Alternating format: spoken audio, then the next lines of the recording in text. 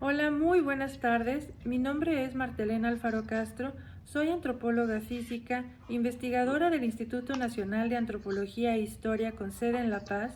Es un placer poder acompañarlos esta tarde dentro de la sexta semana de Historia Californiana. Mi más profundo agradecimiento a la Sociedad de Californios Amigos de la Historia y los Estudios Locales por permitirme compartir con ustedes en esta ocasión la charla titulada Entre lo ritual y lo cotidiano, reflexiones en torno a la vida cotidiana de cazadores-recolectores de la antigua California. Sin más preámbulos, demos inicio a la charla.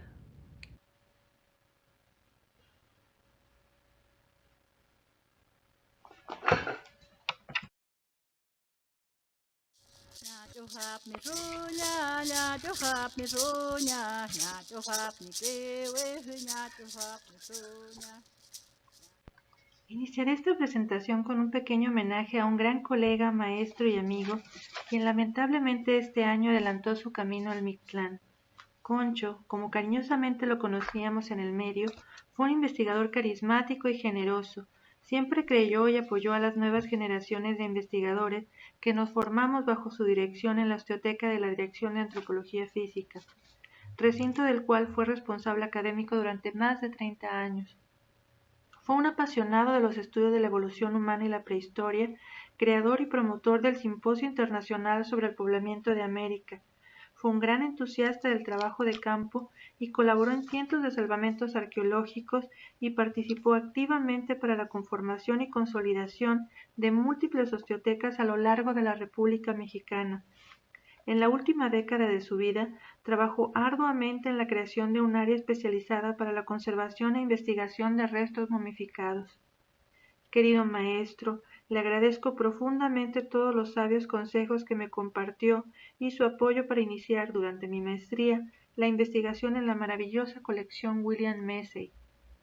Hoy tendremos la oportunidad de ver algunas de las historias que quedaron grabadas en los amentas de esa colección.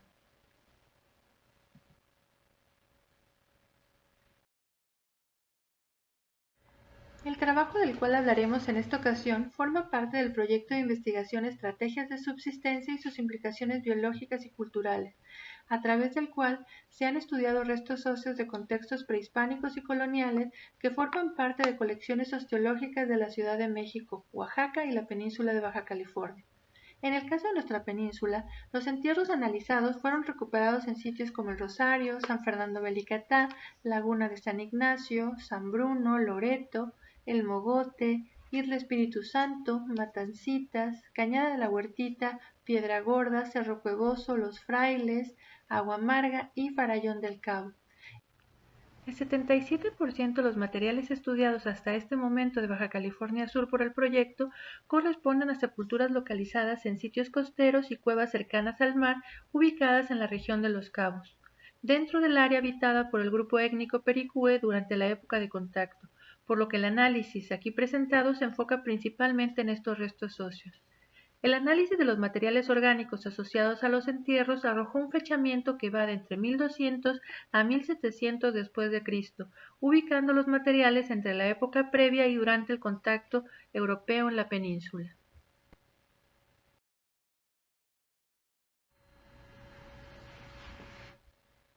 La investigación sobre poblaciones antiguas es sumamente compleja, especialmente cuando estudiamos grupos que no dejaron documentación propia escrita. Su legado o patrimonio cultural llega a nosotros como un gran rompecabezas al cual se le han ido perdiendo piezas en el camino,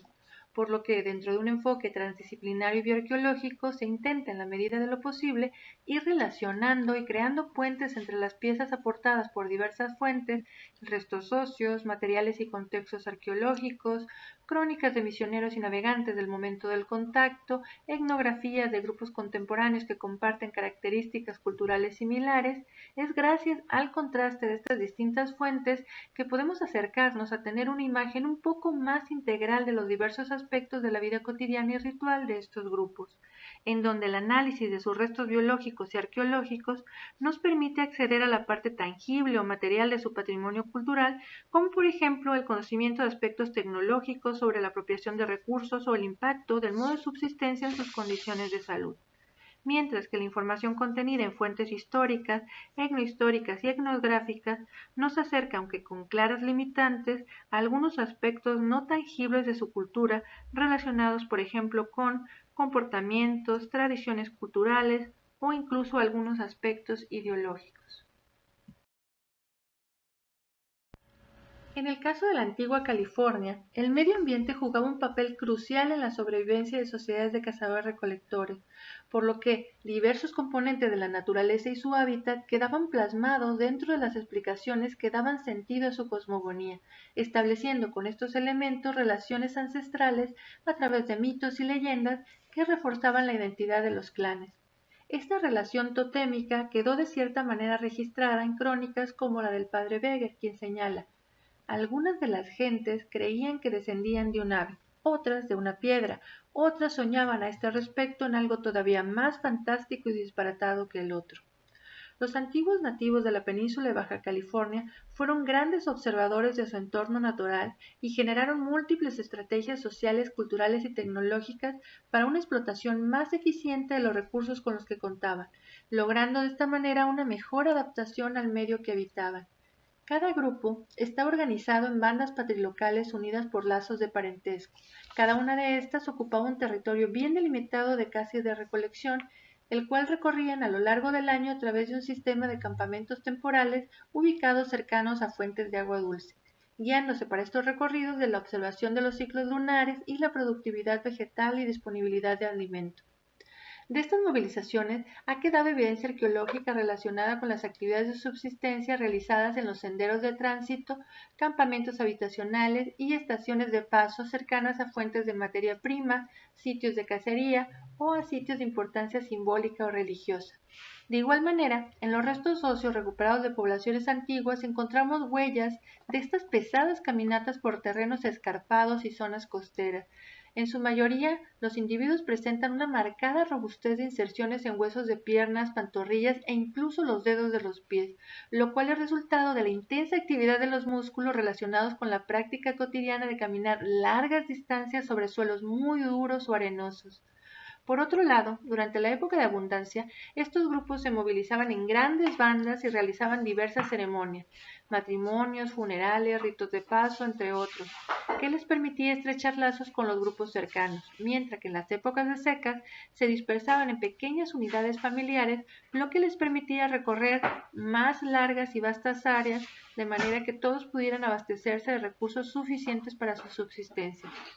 Pero el territorio era algo más que un solo lugar en el que se proveían de alimento y materia prima. Era la tierra donde se construía su cosmogonía y donde estaban enterrados sus ancestros, por lo que es entendible que la invasión ocasional por miembros de otras bandas fuera causa frecuente de guerras o riñas entre los grupos.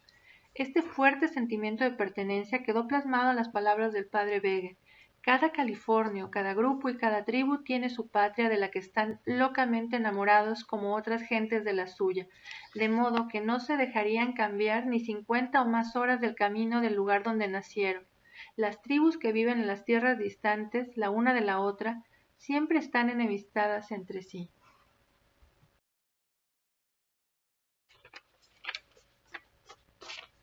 Si bien eran sociedades igualitarias, al interior de ellas existía una cierta heterogeneidad y no necesariamente todos los miembros se dedicaban indistintamente a las mismas actividades todo el tiempo. Existía una clase de especialización individual con base en el sexo, edad o habilidades de los miembros del grupo.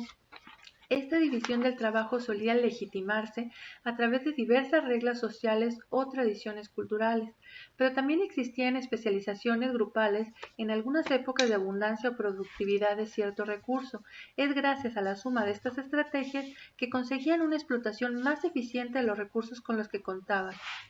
Encontramos un claro ejemplo de estas especializaciones grupales en la temporada de pitayas, en la cual todos los miembros del grupo participaban en la colecta de las mismas. Asimismo, en las crónicas se encuentran referencias de algunos individuos quienes, por sus habilidades, sobresalían en algunas actividades como por ejemplo la cacería o la pesca. En relación a esto último, Fray Luis de Sales hace referencia a algunos individuos que sobresalían por su habilidad en el buceo o pesca, haciendo mención que estos llegaban a abastecer a todos sus parientes. Por su parte, Clavijero menciona que con la facilidad que distinguen las flechas de un individuo de su tribu, las cuales, por más semejantes entre sí, son conocidas por los indios en algunas señales imperceptibles y por ellas vienen en conocimiento de sus dueños de cada una. Respecto a la división del trabajo, la mayoría de las fuentes de misioneros y navegantes coinciden en una división sexual del trabajo, en donde las mujeres son las encargadas de la recolección y procesamiento de alimentos de origen vegetal, mientras que los hombres organizan y ejecutan las excursiones de cacería y de pesca. La heterogeneidad relacionada con base en una participación diferencial dentro de las actividades de subsistencia, con base en aspectos como sexo y edad, es claramente observada en los restos óseos analizados en esta investigación. Por ejemplo, en las variaciones de robustez de ciertas inserciones musculares al ser comparadas dentro de un mismo grupo de edad, donde sobresalen algunos individuos jóvenes con mayor desarrollo muscular que otros de su mismo grupo de edad, o las diferencias que hay de robustez entre hombres y mujeres, donde encontramos diferencias en el manejo de extremidades superiores, observándose una mayor cantidad de actividad en la región de hombro y brazo en hombres, mientras que en las mujeres hay un trabajo más intenso en actividades que requieren mayor esfuerzo de codos y de antebrazos.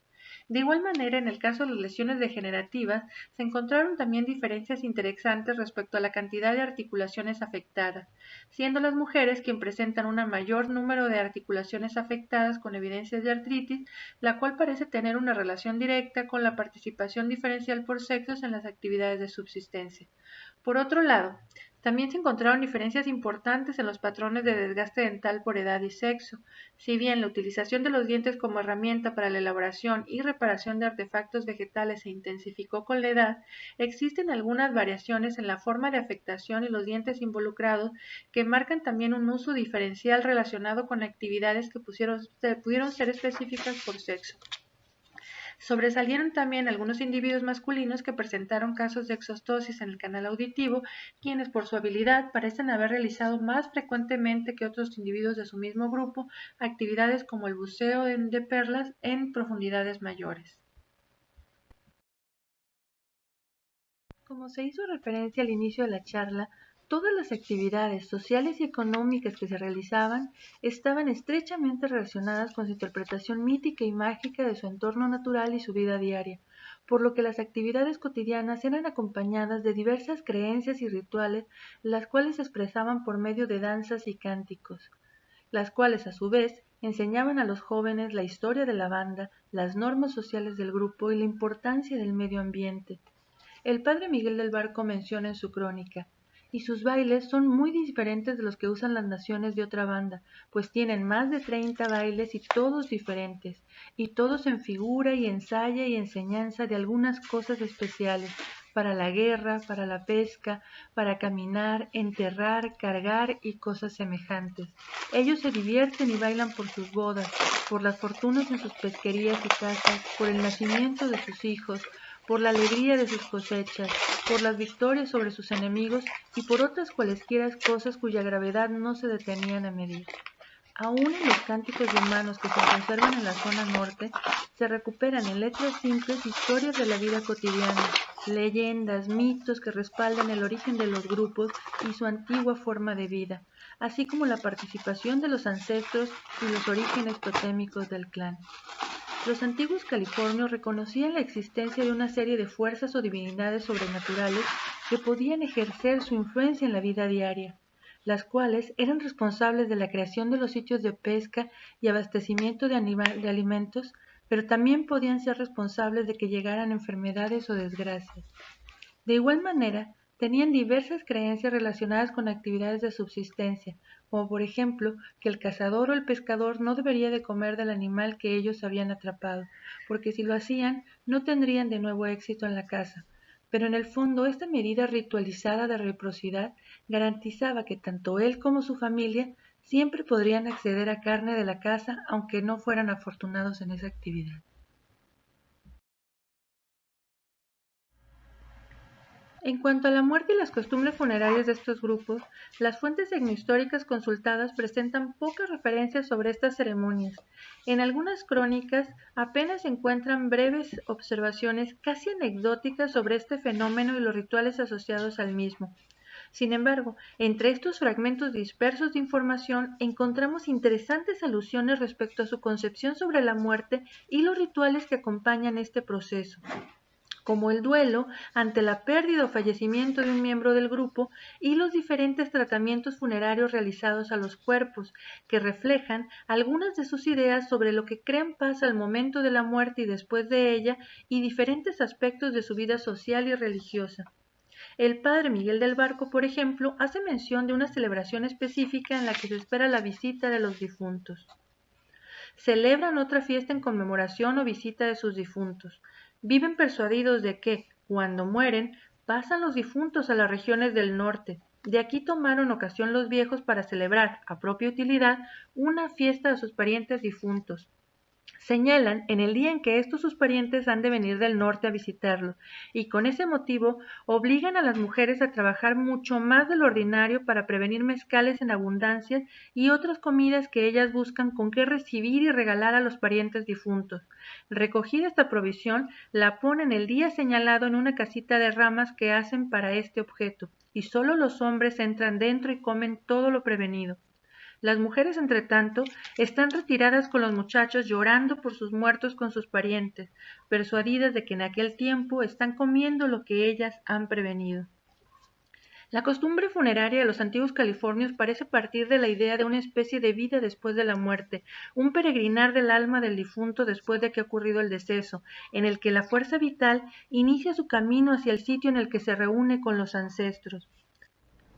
por lo que era necesario realizar una serie de rituales al momento de la muerte y tiempo después de la misma, ya que por alguna razón, en ocasiones, el espíritu o fuerza vital del individuo fallecido no lograba seguir su camino y quedaba atrapado en una especie de nivel intermedio, si se comunicaba a los parientes a través de sus sueños. En estos casos, el chamán juega un papel primordial para la sociedad, ya que es el intermediario entre el nivel físico y el espiritual, mundo por el que transitan los antepasados. El chamán es el conocedor de secretos del herbolario y de los conocimientos ancestrales del grupo. Generalmente es descrito como un hombre, aunque hay algunas referencias de casos de mujeres. Es el único que puede curar los males físicos y espirituales. Es el encargado de llevar a cabo la ceremonia de iniciación, ritos de paso y rituales funerarios. Es el único que puede ayudar en la interpretación de los sueños para hacer lo necesario y restablecer el orden y equilibrio con el mundo de los ancestros. Para estos servicios médicos religiosos, los chamanes solían cobrarse con un mechón de cabello de los enfermos y difuntos que luego utilizaban en otras ceremonias o adicionaban a la capa que era parte de su atuendo mágico. Encontramos otra interesante referencia en torno a los rituales funerarios en la narración del padre María Napoli, quien menciona que tras la muerte de un anciano bautizado en la misión a su cargo, sus parientes lloraron y quemaron su casita de ramos. Ellos hacen esto cada vez que alguien muere, y para que la magia no ataque a los otros, quemaron también sus flechas y sus arcos y pequeñas pertenencias. Al principio ordenamos que no quemaran esas cosas como lo estaban haciendo y que prepararan un entierro, pero no estuvieron de acuerdo porque dijeron que solo se enterraba a los que morían en combate, los otros se cremaban, solo se enterraba a los valientes. Por su parte, el capitán Francisco Ortega narra con gran detalle el funeral del hijo de un jefe nativo. Trajeron al campamento donde estaban los españoles y vivía el padre al príncipe muerto, a su esposa e hijo, y cuando el cuerpo estuvo amortajado se le colocó en una camilla. Bacará notificó la muerte a todos los indios de los alrededores y pronto se juntó un gran número de ellos que estuvieron llorando todo el día y toda la noche. Los lamentos podían oírse a más de una legua y habiendo estado 3 días en la camilla, Bacará pidió al capitán que le diera 6 hachas para cortar la madera. Con ellas dirigió a sus indios para cortar los árboles donde su hijo acostumbraba echarse. También fue borrado un camino por el cual el hijo iba a cierta aldea. En estos 10 o 12 días siguieron al entierro muchos de los indios de su continente y de las islas. Se reunieron y juntos lloraron por el príncipe muerto. Se cortaron el cabello, pues era costumbre llevarlo hasta los hombros y se lo cortaron a la usanza de los españoles, e hicieron una fogata y quemaron el pelo y se pintaron de negro con las cenizas. Destacan en estos relatos algunos datos relevantes, como la duración del proceso del duelo, el inicio del mismo con la convocatoria del colectivo social y el notorio y sonoro llanto por parte de parientes y miembros del grupo. así como la quema de objetos personales del fallecido e incluso el borrado del nombre y camino que cruzaba en vida. El corte y la quema de cabello y la pintura facial con las cenizas resultantes. Otro elemento interesante narrado como parte del proceso de duelo por Miguel del Barco es el golpeteo de la cabeza con piedras afiladas hasta sangrar.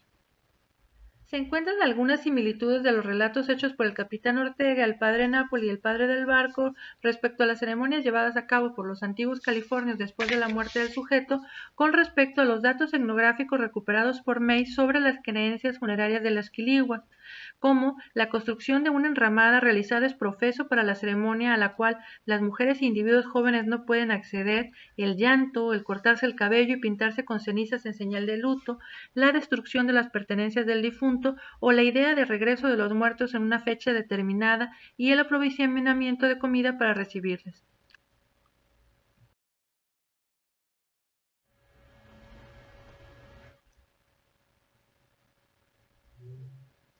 Edgar Morin refiere que el duelo es de cierta manera la no aceptación ante la muerte, pero a la vez es también un proceso social para sanar las heridas de los supervivientes. Como mencionamos en el apartado anterior, una primera parte del ritual funerario de los antiguos californios parece estar relacionada con el proceso de duelo. Los familiares del difunto se cortaban el cabello, quemaban estos mechones y se pintaban con cenizas el rostro de negro. El grado de parentesco se mostraba con una mayor cantidad de tinta negra en el rostro. Durante este proceso, los familiares solían también golpearse con una piedra afilada a la cabeza hasta escurrir sangre de las heridas mientras lanzaban lastimeros llantos. En algunos de los cráneos masculinos y femeninos analizados procedentes de la región de Los Cabos y de la Bahía de la Paz, se encontraron evidencias de algunos golpes en el área de frontal y parietales que formaban pequeñas depresiones redondeadas de apenas un par de centímetros, los cuales podrían tener relación con esta práctica. Sin embargo, llama la atención que, según lo registrado en las fuentes etnohistóricas, esta pareciera haber sido una práctica común, no fuera precisamente lo común encontrar este tipo de lociones, especialmente en cráneos anteriores a la época de contacto. Los antiguos pobladores de la península indudablemente tenían alguna idea sobre un tipo de vida o existencia o peregrinar después de la muerte de un sujeto, lo cual se evidenciaba en las ceremonias y tratamientos dados a los cuerpos inmediatamente después de la muerte del individuo, ya sea cremarlo o enterrarlo, en algunos casos tiempo después desenterrarlo y volverlo a enterrar dentro de otra serie de rituales.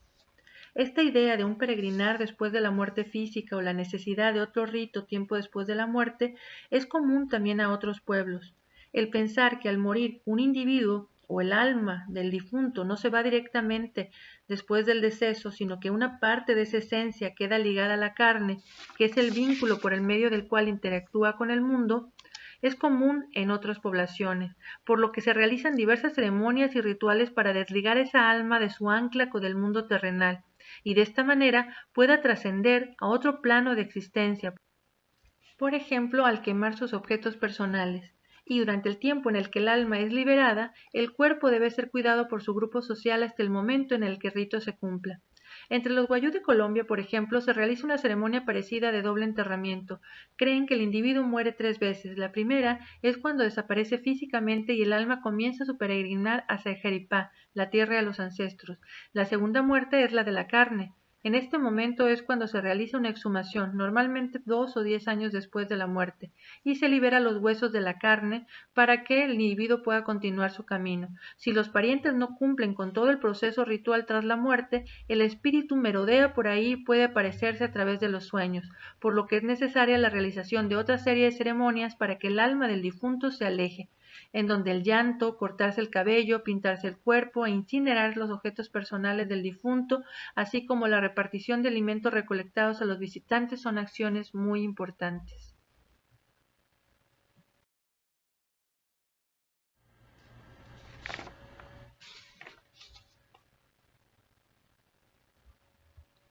En las narraciones de los misioneros se encuentran descripciones de 2 tipos de tratamientos funerarios llevados a cabo por los antiguos californios, la cremación y el entierro o inhumación. Respecto al sistema de inhumación, en Baja California a nivel arqueológico se han recuperado entierros en lomeríos o dunas costeras que presentan una interesante gama de variantes relacionadas con el manejo de los cuerpos de los entierros primarios y secundarios, resultados de un primer y segundo enterramiento, en los que hay una tendencia a orientar el cuerpo en sentido noroeste-suroeste. Los entierros analizados en este trabajo provienen en su mayoría de cuevas y abrigos rocosos. Estos sitios se caracterizan por una alta frecuencia de entierros secundarios, la mayoría teñidos de rojo y envueltos en fardos de piel o fibras de palma trenzada, acompañados de algunos objetos principalmente utilitarios o de ornato. En el caso de los materiales óseos excavados en cuevas por William Mesa y que forman parte de las colecciones analizadas en este trabajo, destaca la presencia de entierros individuales y múltiples, algunos de los cuales parecen haber sido contemporáneos. La ceremonia funeraria de los quiligua se realiza en un tiempo indefinido después de la muerte del sujeto, que puede variar desde meses hasta años después de su fallecimiento. Sin embargo, en esta fiesta se suelen agregar todos los muertos que han fallecido desde la última, lo que nos hace preguntarnos si existe la posibilidad de que los entierros múltiples recuperados en las cuevas podrían muy bien haber sido entierros primarios recuperados en una segunda ceremonia o proceso ritual funerario similar al descrito etnográficamente por Maine y reportado en la crónica de Del Barco como la festividad de visita de difuntos que se celebraba en Luna Nueva. De manera que los entierros depositados al mismo tiempo en este espacio pudieron, al igual que en el caso etnográfico, haber fallecido en fechas distintas, pero recuperados como parte de una misma ceremonia parecida a la quiligua.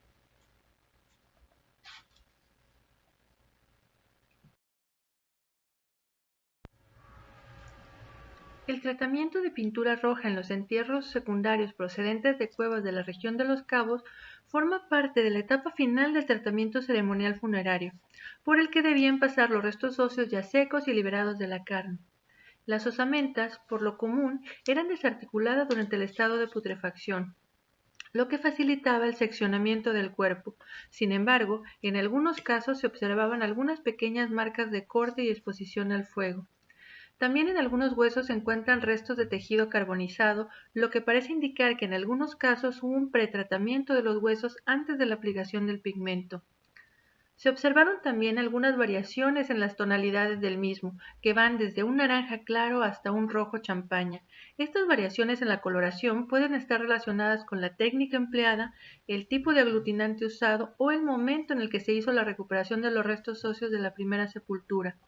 Algunos huesos fueron teñidos mientras aún tenían restos de tejido articular, por lo que es probable que los aceites derivados del proceso de descomposición incrementaran la fijación del pigmento, favoreciendo coloraciones más intensas. El empleo de pintura roja como símbolo de la sangre y por consiguiente de la vida es un elemento común en varias culturas. En algunos casos, este proceso está relacionado con un vínculo de parentesco por la transición o transmisión del líquido vital de una generación a otra. No todos los entierros analizados en este trabajo se encuentran teñidos de rojo, tan solo un porcentaje muy bajo de ellos, de manera que, si bien el proceso de teñido de los huesos es una parte del procesamiento post-mortem del segundo enterramiento, este no se realizaba en todas las ocasiones, ni a todos los individuos. Para seccionar los cuerpos se requería de un conocimiento más o menos exacto de los tiempos en los que se da la putrefacción para poder seccionarlos de una manera en que las partes separadas no perdieran su relación anatómica al ser colocados en la nueva posición, así como suficientes conocimientos de anatomía para saber cómo separar los segmentos corporales en los puntos articulares. Llama la atención de que hayan sido recuperados la mayoría de los huesos, especialmente huesos muy pequeños como los de manos y pies.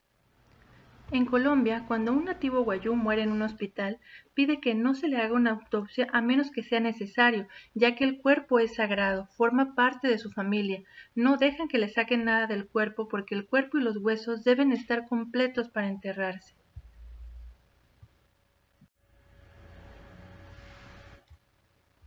Los misioneros describen a los grupos nativos como belicosos, especialmente los de la región sur,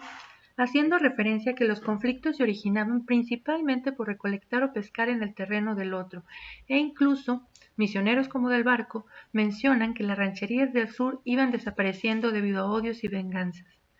Pero aún los enfrentamientos por defensa del territorio tienen un carácter ritual. Defendían no solo la tierra donde tenían su sustento, sino la tierra donde estaban enterrados sus ancestros y donde se encontraban plasmados los diversos elementos que daban forma a su cosmogonía. De igual manera, los enfrentamientos posteriores con los establecimientos misionales eran resultado del levantamiento ante la imposición cultural que estos establecimientos estaban llevando a cabo, así como los abusos que se estaban dando contra los nativos en este proceso. Sobre la forma como estos enfrentamientos se presentaban, Del Barco menciona: el modo de publicar la guerra era hacer con mucho estruendo provisión de flechas y pedernales para ellas y procurar que, por varios caminos, llegasen las azonadas a los oídos de los contrarios, pretendiendo intimidarlos o vencerlos.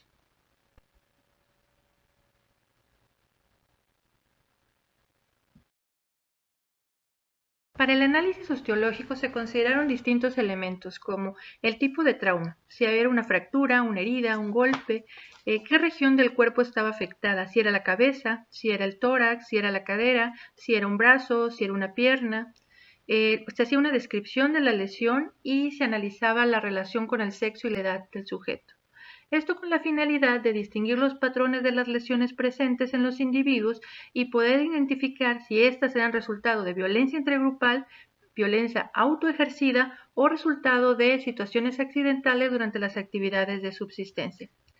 En los restos óseos se identificaron distintos tipos de lesiones y grados de recuperación, las cuales fueron producidas por armas como manos, piedras, lanzas, puntas de flecha de madera endurecida, de hueso de animal o de lítica.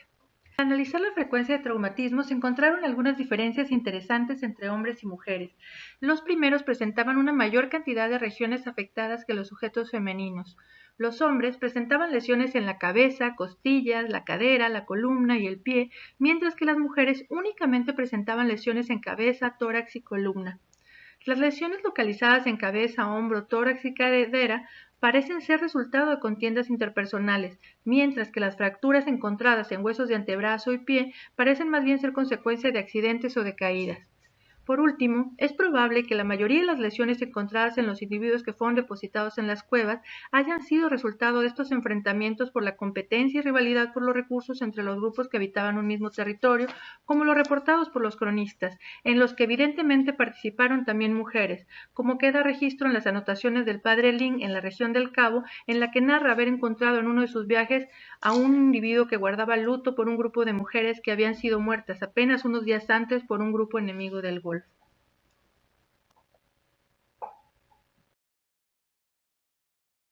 En este espacio aprovechamos para mostrar un caso que ejemplifica el nivel de violencia que podían alcanzar estos enfrentamientos. Se trata de un sujeto masculino de entre 24 y 29 años de edad al momento de la muerte, el cual presenta un golpe contuso en la región del malar del rostro, así como múltiples lesiones de lechas o dardos que atravesaron su columna y cadera desde distintos ángulos, lesionando a su paso múltiples órganos, lo que le ocasionó la muerte.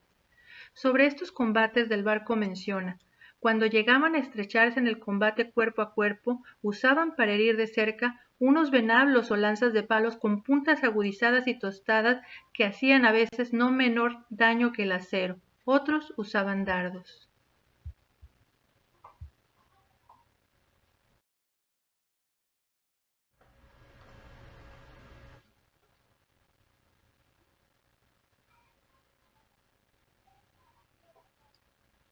A manera de comentario final, podemos decir que las observaciones e interpretaciones expresadas en este espacio no pretenden ser concluyentes, ya que este es apenas un esbozo inicial con algunas reflexiones preliminares respecto a un par de aspectos específicos de las poblaciones nativas que habitaron el estado. Aún faltan muchos materiales bioarqueológicos por estudiar y diversas fuentes por analizar, que nos permitan con mayor claridad ir uniendo estos puentes entre las piezas existentes del patrimonio cultural de las poblaciones nativas que habitaron el estado.